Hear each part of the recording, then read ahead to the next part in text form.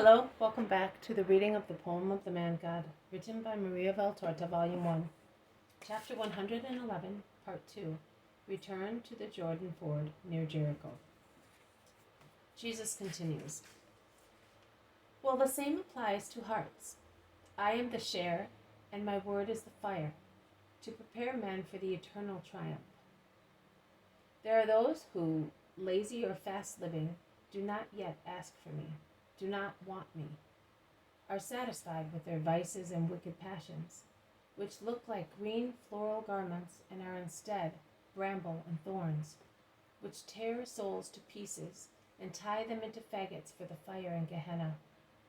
For the time being, the Decapolis and Perea are like that, and are not the only ones. They do not ask for miracles because they do not want my sharp word, nor the ardor of my fire. But their hour will come. In other places, there are those who accept my sharp word and my ardor, and they think it is painful, but it purifies me and will make me productive of good deeds.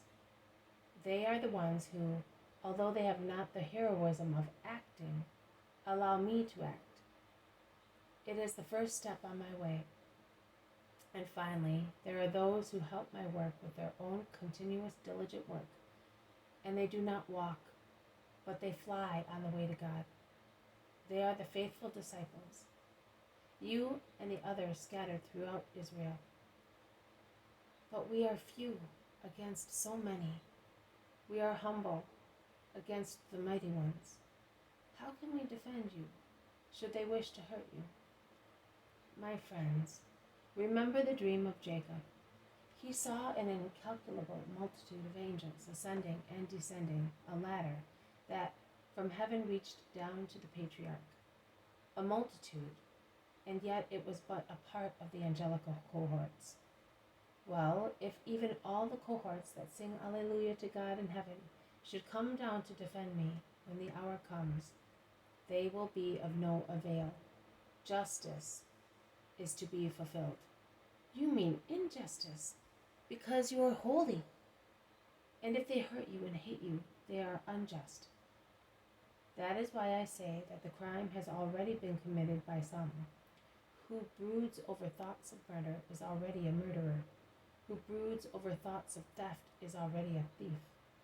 Who over thoughts of adultery is already an adulterer. Who of betrayal is already a betrayer. The Father knows and I know, but he allows me to go and I go, because that is what I came for. But the crops will ripen and will be sown once and once again before the bread and the wine are given as food to men. There will be a banquet of joy and peace then. Of peace, yes, of joy also.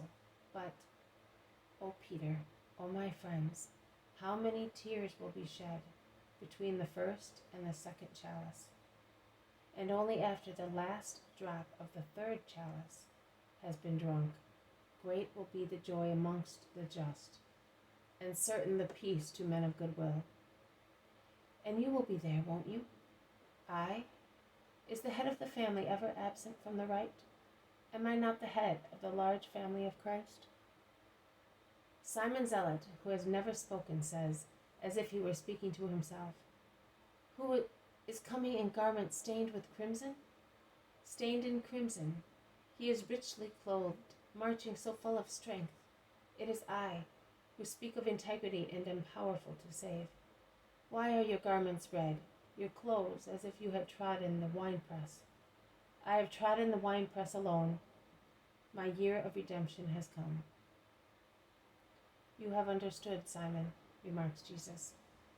I have understood, my Lord. The two look at each other.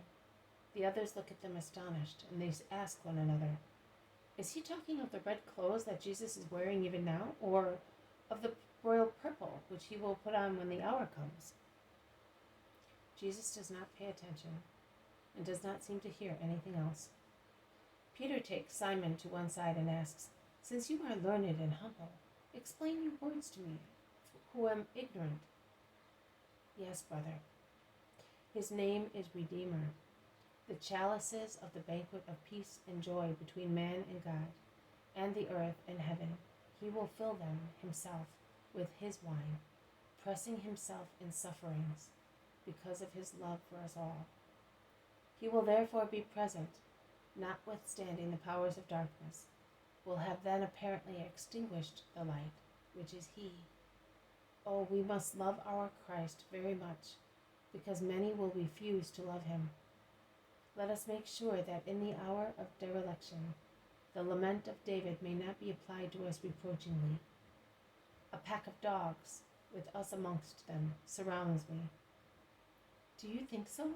But we will defend him at the cost of dying with him. We will defend him, but we are men, Peter, and our hearts will melt even before his bones are disjointed. Yes, we will be like the ice-cold water in the sky that lightning melts into rain, and then the wind freezes once again on the ground. We are like that. Our present courage of being his disciples, because his love and his presence condense us into virile boldness, will melt under the striking lightning of Satan and of the Satans. And what will be left of us? Then, after the vile necessary test, faith and love will unite us firmly again, and we will be like crystal, proof against cuts. But we will be aware of that, and we will succeed if we love him very much while we have him. Then I do believe, because of his word, that we shall not be enemies and betrayers. You are a learned man, Simon. I am illiterate, and I am also ashamed of asking him so many questions, and I suffer when I hear that there are so many reasons for tears. Look at his face. It seems to be washed by secret tears. Look at his eyes. They look neither at the sky nor at the ground. They are open on a world unknown to us. And how tired and bent his carriage is. He seems to have grown old because of his worries. Oh, I don't like him like that. Master, smile. I don't like to see you so sad. You are as dear to me as a son, and I would give you my chest as a pillow to make you sleep and dream of other worlds. Oh, forgive me if I said to you, son, it's because I love you, Jesus.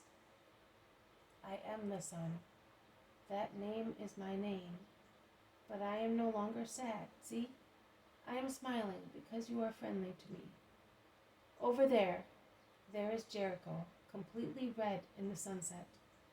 2 of you should go and look for lodgings.